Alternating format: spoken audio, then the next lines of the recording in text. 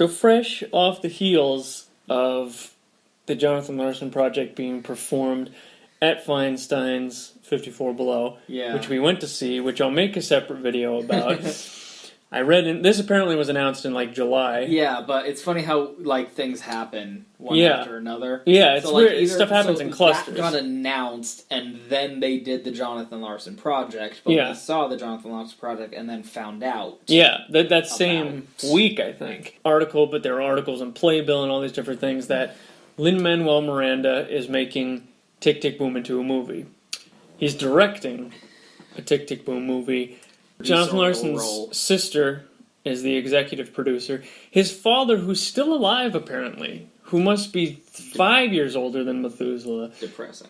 I mean, I don't know if his mother's still alive. The book writer for Dear Evan Hansen has signed on to do the screenplay. Yeah, overall, first of all, I came up with the idea to make Tick, Tick, Boom into a movie. Where's our royalties? Yeah, in 2006, which was the year that the Rent movie came out, and I had been listening to Tick, Tick, Boom since I found the CD, like the album of it, in a Barnes & Noble, I think it was, and I was with Eric, and he bought it for me sometime in probably 2004. And I had been listening to Tick, Tick, Boom and really loved it. I found the libretto for Tick, Tick, Boom on the site that used to have a bunch of libretti. I don't know. I don't think it exists anymore because it's just blatantly illegal. But they had the libretto for like every single show, every opera, every musical, everything was on there. I remember the one from Rent was on there, and I read. That's how I read that. Exactly. That's exactly what it was. And it got taken down just like Give Me Paradise. Yeah. And so I found the libretto for Tick, Tick, Boom, and I thought, the Rent movie had just come out or was about to come out, and I was like, oh shit. Someone should make a movie out of Tick, Tick, Boom, and now I have the actual script. I can adapt it. No one else is going to do it. Yeah. So I did, and I wrote a screenplay, and I revised it once, I think.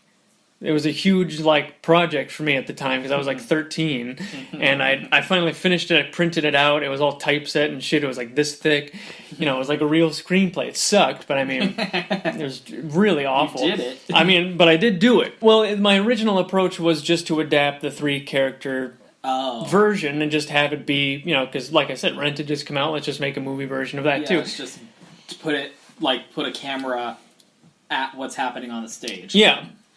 And it was 2012 or something like that I'm always still thinking about it because I love Tick, Tick, Boom. The direction that you should go with it instead... You should go backwards. Yeah, is you should treat it as a biopic for Jonathan Larson. I mean, it was an autobiographical musical. Well, I'll get more into that later. But it always was an autobiographical musical. The main character is called John. Even the 3-actor version is autobiographical. It's Jonathan, and he's writing Superbia. He's in the middle of a workshop for Superbia. Michael represents mainly Matt O'Grady, his best friend. A lot of Jonathan's friends and former roommates were getting jobs outside of the creative field, and he sort of felt like they were selling out, and he was left alone, where he was the only one still struggling to eat. Everyone else was getting paid a lot of money. And, one of his former roommates, Jonathan Burkhart, also there's a lot of him and Michael as well, because he got a job in TV or something to do with video, and he started getting a lot of money. He's actually the one that bought, long after he had moved out, because like I said, they were roommates, Jonathan had been using this really shitty Casio keyboard, and Jonathan Burkhart bought him a badass fucking state-of-the-art, no fucking around, really expensive keyboard, and that's what he wrote Rent on. Fun fact. That's funny. I didn't know that, because you can see that a lot in Rent also. Total fucking tangent. But Superbia started out as a really lighthearted, funny kind of comedy musical. His tongue-in-cheek name for it was a Popsicle. Popsicle now. And it was... Post-apocalyptic. Post-apocalyptic.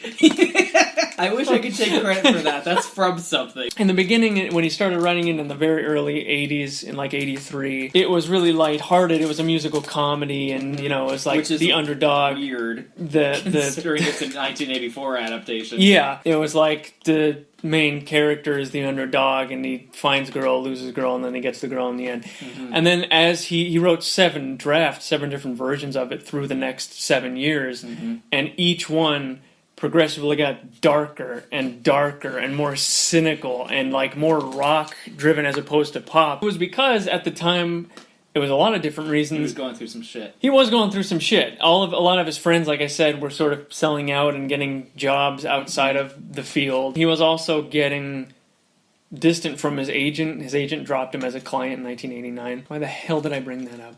Oh, I was talking about Michael, right? There's a lot of Matthew O'Grady. There's a lot of Jonathan Burkhart. There's a lot of people in Michael. Susan just represents various girlfriends that he had through the years, and he had a lot of them. Yeah. So even the 3-character version is, it's an autobiographical musical. It obviously is. And so I realized in 2012, to bring it back to what I was talking about when I was thinking about writing my own. The movie should be the story of Jonathan Larson. Yeah, I thought making the story. More so than being based off the 3-actor version that was made after he died. It should be more, like, obviously using the music and the characters and this and that from the show, but it should be more of, treat it like a biopic of Jonathan Larson. Have the character not be John, Jon, the character, but be Jonathan. Yeah, actual, they're doing that with a lot of things now. They're doing, what's that Queen movie? Yeah. That's going out. Bohemian Rhapsody. You have it be of that nature. Yeah, exactly. And obviously still using the songs to hang everything on and still using that basic plot line. Yeah. And I actually started rewriting, writing a new screenplay of Tick, Tick, Boom. And I always thought, I always wanted to adapt that. Mm-hmm. That you could approach it in a totally different way than Rent. And to hear these songs performed by a modern band, modern recording, just like with Rent. No matter how you feel about the Rent motion picture adaptation, the soundtrack is fucking kicking. They had amazing musicians. Rob Cavallo, who's my favorite music producer, just fucking amazing virtuoso musicians. It really kicks your nuts in a way that the original stage version can't. Yeah, because you need to hear the words. They didn't have the capability of doing that because of the limitations of the medium. Exactly. That's why I always hated they didn't have Christmas bells in the movie. Yeah, that would have been so. Song. That's my favorite fucking song. It's my favorite song in the show. Yeah, and I want to hear it with the tools the movie had. Exactly, and not only and Contact, the stage soundtrack being recorded in '96. And the movie soundtrack being recorded 10 years later in 2006. Even outside of that, in a studio, you can do a billion things that you can't get away with on stage. Exactly. Because it's you have so much more control over it as a product. Yeah, and no matter what, it just is really rock and visceral in a way that on the stage, shit just can't be that loud. You need to be able to hear the actors, and that's the biggest pain in the ass. You can't mix it on the stage. Jonathan always said, I'm only as good as my sound guy. A show like Rent, especially a show like Superbia, but a show like Rent, any modern show now, the sound guy he's the one in charge. You buy him a beer, you make sure he's on your side. That's why seeing the Jonathan Larson Project was so cool, because it was songs that you've heard that Jonathan just played on his little keyboard, played by a full band. And you could tell throughout the whole thing, one of the big problems about rock music, and this is what Jonathan dealt with as he was trying to write musicals that use rock music, you can't fucking hear the words. Yeah. Because the words in rock music just aren't as important. Drowned out. Yeah, in rock and pop music, the words just aren't as important. In theater, it's almost like sacred music. The words are the most important part. And this was the big problem that he faced. How do you make a musical with rock music? Because with rock music, like I said, you need a good sound guy. Because otherwise, you can't understand what the fuck people are saying. It's a play. Yeah. You can't listen to the soundtrack. You can't listen to the soundtrack with the vocals removed and know what's going on. Exactly. It's not a concert. It's a play. Where was I going with this again? Tick, Tick, Boom. Yeah. Hearing the soundtrack perform. It's a total pop soundtrack. Hearing it performed in a studio and all this different shit. I thought that's going to be so cool. And then once I realized, not that long ago, I guess it was a while ago, 2012, shit. Feels like it was a long time ago. 6 years. Shit. Where did the time go? I don't know. That doesn't work for radio. I pointed at my dick. My first reaction when I heard that Lin-Manuel Miranda is going to make a Tick, Tick, Boom adaptation was, I was fucking pissed. I was like, that was my idea. I wanted to do it. Now I can't do it. And then it occurred to me, as if I was going to do it anyway. I was genuinely mad. I was like, oh, what the fuck? Now I can't do it. I was going to convince Miramax or Revolution Pictures to make them, I was going to do that. And I just realized, Wait, why am I mad? This is a good thing. Someone who actually can do it is making it. And that's the thing, like you said, I mean, I could do it if I wanted. I could put it together. It would take a little bit of money, whatever. That's why I told you about that production of, like, the Harry Potter stage play. Yeah. And they just fucking did it. Yeah. But the thing is, like, that would be cool to make a sort of indie version of it, because that's of Tick Tick Boom. Yeah, because that fits in with Jonathan's aesthetic and Rent's aesthetic to make like an indie. We shot this on our phones thing. But what I wanted to make was the Hollywood, like, I wanted the full thing. The movie in your head was the big budget. Because Rent, the movie Rent, that was what inspired the whole thing in the first place. I honestly can't think of a better person that I would want to direct this project and really spearhead it. First of all, he has a fuckload of money. I can't imagine how much money Hamilton made, let alone into the Heights and into the woods, in the Heights, and everything else he's worked on. Hamilton, that one that's really overrated. And he doesn't even need to. He didn't need to. In the Heights was his hit. It was critically lauded. It made a shitload of money. He didn't even need to write another show. What was I going to say? Tick Tick Boom is not going to have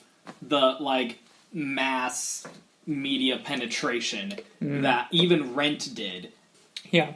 It's going to piggyback off of the laurels of Rent, like, from the creator of Rent. Everything says that. Yeah. Tick Tick Boom. But still. So he has a shitload of money. And obviously, as we said, he's said all the time how big of a fan, like, he saw Rent, and it made him realize that musicals can be contemporary and blah, blah, blah. He's a huge Rent fan. He's a huge Jonathan Larson fan. And also, he loves Tick Tick Boom. He mentioned, in college, he played John in a production of Tick Tick Boom and how much it means to him and everything. And also, he's clearly a theater guy, a contemporary, modern theater guy. He relates to Jonathan's story and all this different stuff. I couldn't think of someone better, rather than just some random douchebag at some studio. I don't know what studio is producing it. I don't think they've said. But someone involved with Revolution Studios, Revolution Pictures, whatever it's called, someone involved with that is involved with this. I don't know what that means. The family is involved 100% in this, as they were in the Jonathan Larson project. But in this, like I said, Julie Larson, his sister, is the executive producer. His father's involved. But this, what I'll say is, and this is the whole thesis, this is the whole idea. We don't know anything about it yet. It's only been announced. Yeah, they literally just said, hey, we're gonna make a Tick Tick Boom movie. That's it. Lin-Manuel Miranda's talked to Playbill about it. He gave one interview about it, and all the articles are just quoting that one interview. Yeah. So it was just one interview where he announced it's going to happen. I mean, we won't really know. That he announced the number 4. Yeah, exactly. The number 4 faded in, and then that was it for like 3 years. Yeah. So, until we start hearing about casting, until we start seeing the first trailer, some teasers or whatever, it's impossible to say. It's too early to tell. But I will say, this is very exciting if he treats it like a biopic. Yeah, it's going to be very interesting, because if anyone would go that way with it, it would be him. But it could still very much be just an adaptation, quote unquote, just an adaptation of the three character stage production that we've been seeing for 10 years. Inject as much of his personal specific story, because for those who don't know, Tick Tick Boom was originally called Boho Days. He started writing it while he was in the workshop process of making Superbia. And it was an autobiographical musical monologue, is what he called it. And it was just him sitting on stage talking to the audience about specifically what was going on in his life at the time.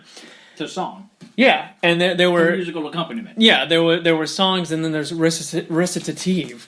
There was, it was a book show. It was a song, and then he would talk to the audience, and then it was a song, and he would talk to the audience. And it was written. It wasn't like stand up, like he just got up there and was like, "Hey, what the fuck's up, bitches?" He didn't just like talk to the audience like he's talking to a friend. It was written, a show. But it was a show, but it was all about specifically like what was he doing at the time. He was trying to stage a workshop of Superbia at Playwright Horizons.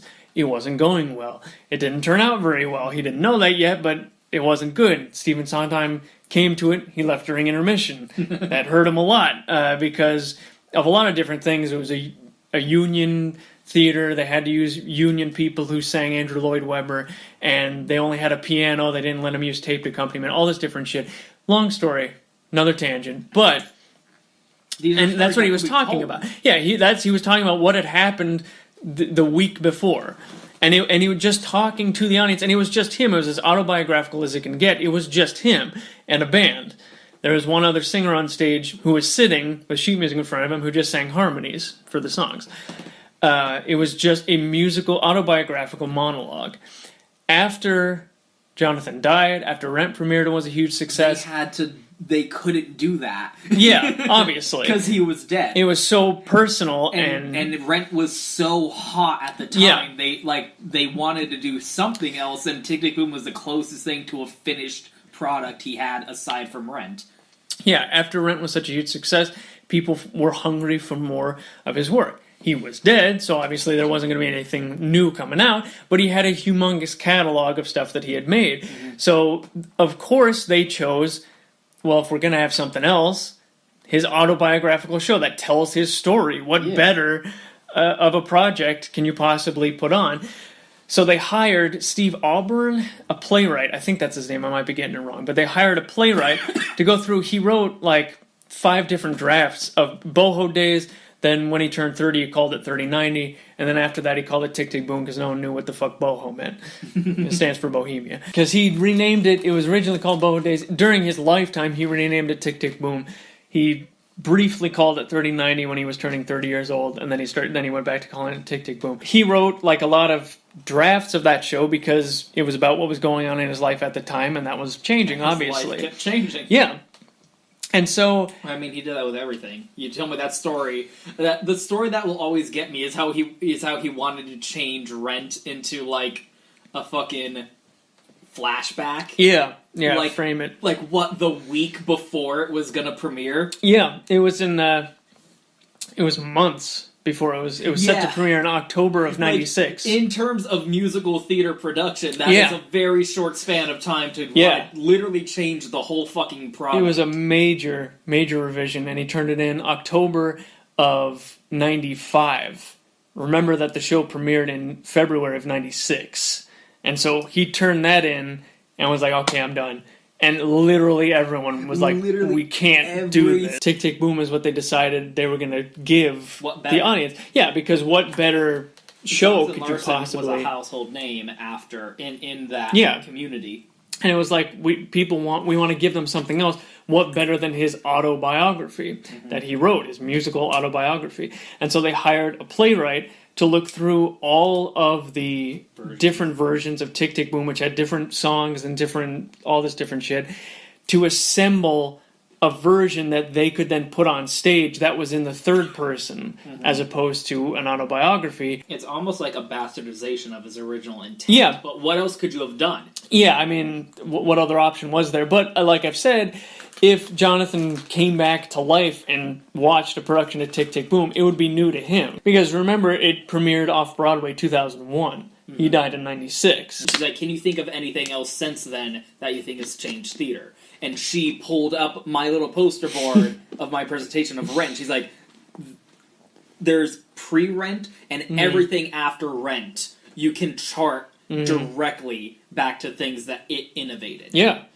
Even hit shows now like Dear Evan Hansen or Next to Normal, even Book of Mormon. Exactly. I mean, even Hamilton. Yeah, they wouldn't exist. More than anything, Hamilton. They wouldn't exist without Rent. Yeah, don't just look at the 3-actor version. Go back to the very beginning. Go to the Library of Congress. Do a lot of research. Listen to every draft. Read every draft. There's videos of him performing it. I have copies of songs that he used to sing in the show that got dropped that aren't in Tick Tick Boom, and you'd never know they exist. And there are a lot of those. I've been to the Library of Congress. I looked at a bunch of Jonathan's papers. There's something like 30 boxes, and I looked at 2 of them, and it took me to look through 2 boxes of papers. It took... I was there for maybe 8 hours straight. And I didn't even get a good look at them. I didn't research them. I just read. Yeah. Some of them were copies and I skimmed over. Also, I was 14. Go to the Library of Congress. Do the research. Have someone do the research. Go to the very beginning of it, to what Jonathan was originally doing on stage. And that's how he used to do it, was he would just book... I don't know the logistics of it. Yeah, he would just book a venue because all it needed was a piano and him and a band, and that was it. He performed it. Jeffrey Seller going to see a production of Tick, Tick, Boom is what started Rent. Because, the day after, Jeffrey Seller wrote him a letter that said, I'm a producer. I saw Tick, Tick, Boom last night. I really liked it. I want to produce something of yours. And what he came up with was Rent. Isn't that fucked up? That's how it works. Yeah. That's why it's worth it to put yourself out there. Because if he hadn't done that, it's very personal production where he's literally pouring his heart out about his own struggles that he's dealing with, and putting as much of his talent as he could into that as possible. From that, one producer saw that, sent him a message, and it changed the fucking face of musical theater. Yeah. So let the movie reflect that. Exactly. You could very easily have the ending of the Tick, Tick, Boom movie be him getting the call and starting the first draft of Rent. Exactly. Oh my god, that would be so fucking cool. He and Billy Aronson started writing Rent in 1989. It didn't really happen. They decided to shelve it and work on other stuff. In 1991, that was when a bitch load of Jonathan's friends got diagnosed with AIDS. Yep. And they later died while he was writing Rent. But in 91 was when he decided he was going to write Rent himself and do it full time, and he started writing it like fucking crazy. During the course of Tick, Tick, Boom, he's working on Superbia and realizing it's not going to happen because there's a whole different video I could do on Superbia, but spoiler alert, it was never going to happen. For so many reasons. For a lot of different reasons, it was never going to happen. But my favorite comparison is, look it up, that Dune movie has a really fucking complicated name. The biggest ambition ever. In a time and place where even the most cutting-edge, expensive technology in the world could not have brought it to life. That's what it was. I mean, you couldn't even do some of the set ideas he had. You couldn't do today. It was just too ridiculous. Ahead of that time, ahead of this time. The one thing, and this is again getting off on a different tangent, the one thing that stopped Superbia from really being produced was there were no sound guys in the 1980s who could do that job. Yeah. You needed a good sound guy. You're only as good as your sound guy. There just weren't any that could do that job at that time. Further, his ideas for staging, costuming, and sets realistic. Was ridiculous for a Broadway show now, as opposed to an off-Broadway show in the early 80s. Yeah. It was completely ridiculous. There's no way it was going to happen. But even outside of that, and slowly coming to that realization, and that's where Tick, Tick, Boom came from. Yeah, exactly. His frustrations with not being able to produce Superbia is what birthed Tick, Tick, Boom, and then Tick, Tick, Boom, the production of it led to the writing of Rent as his music book. Music and lyrics by Jonathan Larson. It's a very linear progression that you can capture in an in a biographical, a graphical movie. Having Jonathan's apartment in the movie be based on his actual apartment. Have stuff like that, not even just details like that, but like I said, approaching it like a biopic for Jonathan Larson, that would be perfect. And that's what it should be. And every draft and every version of the monologue version of Tick, Tick, Boom should be at least read and studied, researched, so that it can inform whatever you do. Because, who's to say, maybe they'll even use songs that were cut from the original monologue version that were cut. Who knows? He can do whatever he wants. We just don't know. It's way too early to say yet. I don't think that'll happen, but who the fuck knows? Yeah. I just think this could be really amazing. I mean, even if he does just make it an adaptation of the 3-actor version, that would be cool. Even then. But it'll still be nice with the production value. Exactly. But, I think this is an opportunity. Exactly. An adaptation of Jonathan Larson's life story. Yeah, remember... almost an adaptation of him writing Tick, Tick, Boom more than anything. Yeah. Related news, Fox in January is doing a live TV version of Rent, which is interesting. And there's another fucking thing. Jonathan Larson Project, Tick, Tick, Boom movie, they're doing a broadcast. Larson is a hot commodity right now. It's one of those things. So now's the time. Yeah, I've always wanted a biopic of Jonathan. And I still think they should just make one of those, because obviously there's a lot to be said, not only about his life, but about the effect he had after his death. His legacy. Yeah, his legacy, and also that he never lived to see. It's sad. Yeah, the story of what happened because of his death legally and medically, because his death was a fuck up. It should have been prevented, and the two hospitals, St. Vincent's and Cabrini Medical Center, were the state medical examiner and state health department fined both of those hospitals, which never happens. Even there's so much liability and so much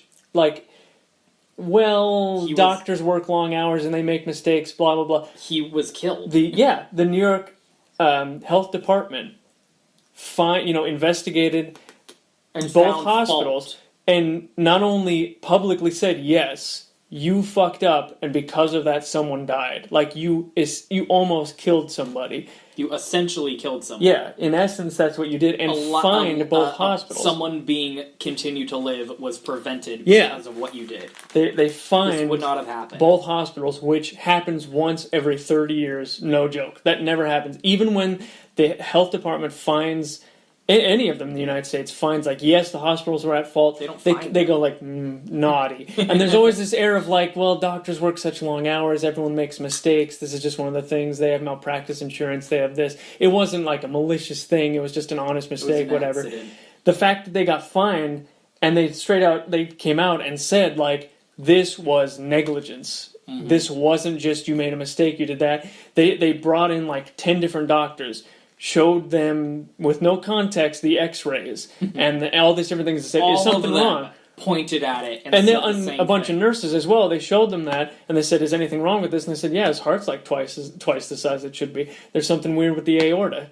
What would you do?" "Well, I would do this, that, and the other." And why didn't they do that? If either hospital had caught it, he would have needed emergency open heart surgery, but it had an 80 to 90% recovery rate. And they said if they had caught it, he definitely would have lived. And the fact that they didn't catch it was almost bordering criminal negligence. Yeah. They did not do it. Not only did they... Irresponsible to the point of criminal activity. Both doctors, both ER docs that he saw were placed under investigation, which was a huge deal. Like I said, they both reprimanded and fined both St. Vincent's and Carbini. It probably would have been as big a deal even if he wasn't famous at the time. Yeah, That's how bad it was. Yeah. It wasn't just that a celebrity died. The overnight celebrity.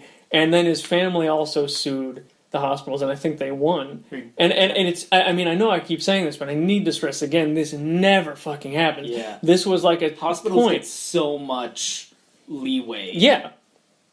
There was benefit of the doubt. This was such a major medical fuck up. I as an EMT, I can tell you right now, I would have known. This was one of our questions in class.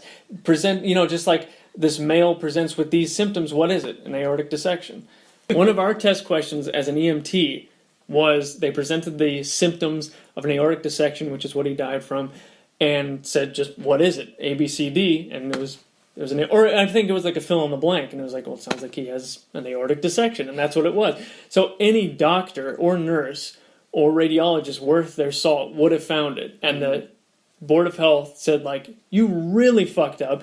Not only did you not find this really obvious thing, you misdiagnosed it, and then you gave him painkillers. Jesus. Opiate painkillers.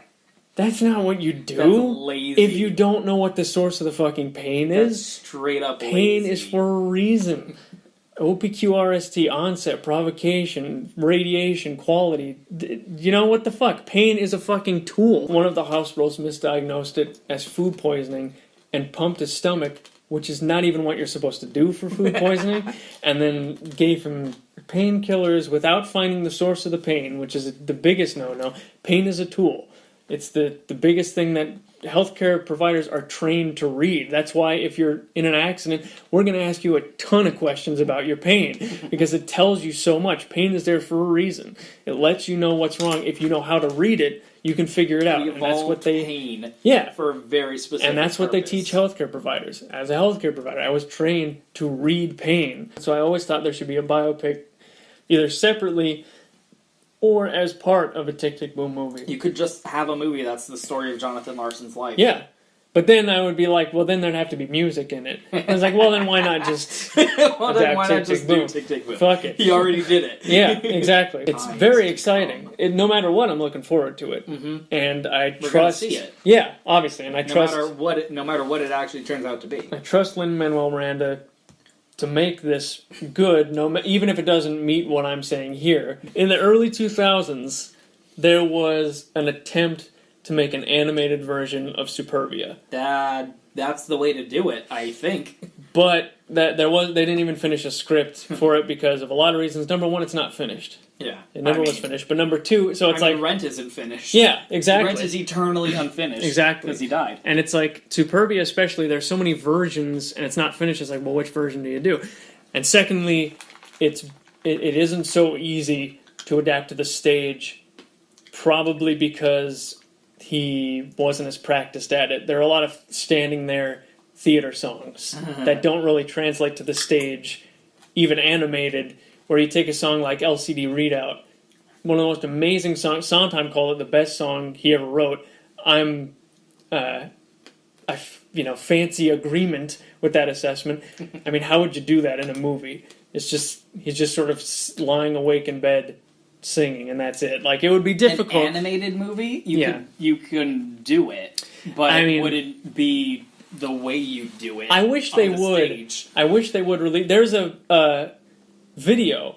They and audio obviously recorded a performance of Superbia, and one of the guys who put together the Jonathan Sings Larson album said, "Oh, I'd like to see that come out one of these days." Because there's just like a DVD in the Library of Congress audiovisual department. And I hope something like that happens. I mean, and now, they're doing, like with the Jonathan Larson Project and all this stuff, the family is open to stuff like that, to suggestions. Conceivably... They did a song from 1984. Yeah, exactly. Say like, hey, I have this idea for a thing, and conceivably it could actually happen. Yeah. They're not like some big corporation. It's an estate, Yeah. and they function. It functions like a business and everything else. It's a weird comparison, but it's sort of like the guy who owns the rights to Double Dragon hasn't personally done anything with it. People just come to him saying, I want to make a Double Dragon game, and he sells them the rights to make it for that thing. It's the same thing with any kind of estate. Because people go to Catcher in the Rye. J.D. Salinger. People go to J.D. Salinger's estate every fucking year with a screenplay of how they would do Catcher in the Rye as a movie, and they turn them down every single time just because J.D. Salinger hated fucking movies. And he said, I never, ever want Catcher in the Rye to be made into a movie. But that's how it works. You go to the estate and you say, I can do it. They own all the rights. There's no studio. There's no producer that you have to go through. No middleman. If you get the family to support it, then that's all you need. And that's the thing about it being an estate. And obviously, it's not like the grandkids. This is his sister and his parents. They're very protective of his legacy. Yeah. And they're not just going to sell out for a quick buck. But it's, like you said, it's an estate. Anybody can just go to them if you get contact information, blah, blah, blah. And you can go to them and say, hey, I want to do this thing. And they can say no, but they also could say yes. They'll probably say no. Yeah. It's not like you're going to Viacom. Yeah, exactly. You don't have to go through 8 different layers. They decide with his wishes in mind. Like, they try and think, what would he want? But, what would Larson do? I just, maybe this is the impetus for even more of this. I'd like... something. It's to me, it's not enough that it's in the Library of Congress. I love that it is, and that's great, and people can do research. The general public can go there too, but not everyone can go to DC and do this. And then what? It's like 90 cents a page to photocopy something. You can't take audio recordings or video recordings. It's just for research purposes. You can go and listen to it, but even then, it's like you can do it, but it'll be awkward. They're going to ask, well, why do you want to see it? Like, they think you're doing research for something. Yeah. It's not like you can't just go as a normal person or as a fan or whatever, but not everyone can just go to DC. And not only just in America, but his international fans as well. I'm going to plan a trip to the U.S. Because they were filming it every night. Yeah, I got in front of the cameras. I might be in it. They're going to cut that. They're putting I was going to putting piss. those on YouTube. I was going to piss, and you Yeah. ducked out of the way of the camera by the bar, but I didn't see it, so I just walked right through. It was really elevated. Yeah, I imagine. I mean, that's what I'm hoping this is the impetus for. Superbia, like, I know it's not finished, and they want to protect his legacy, and they don't want to put something out that people go, oh, this is crappy or something, it's Yeah. not done. But, I mean, maybe that's something that I can do in the next couple of decades, is try to get as much of it out as possible in an accessible place, not just the LOC. It's a great resource to be there, but what does that mean to the average person? Mm-hmm. Unless you're researching or writing an article or doing something like, what's her name, Jennifer? Unless you're doing something like that, it's just not accessible enough. And he would have wanted... He Yeah. worked so fucking hard on all what's of this. his quote? I want to be in a room with people listening. I like being in a room with people listening to my music. He didn't write all of this stuff for it to be locked up Exactly. in boxes at Library of Congress. Exactly. He wrote all this stuff because he wanted people to hear it. He wrote it so people can listen to it. He worked so incredibly hard on it. Not just for people to listen to it in Washington, D.C. with 7 other people in the room doing other shit and with headphones on, Tick Tick Boom movie. Yeah, They're making one. it's gonna be good. Penis. Yay.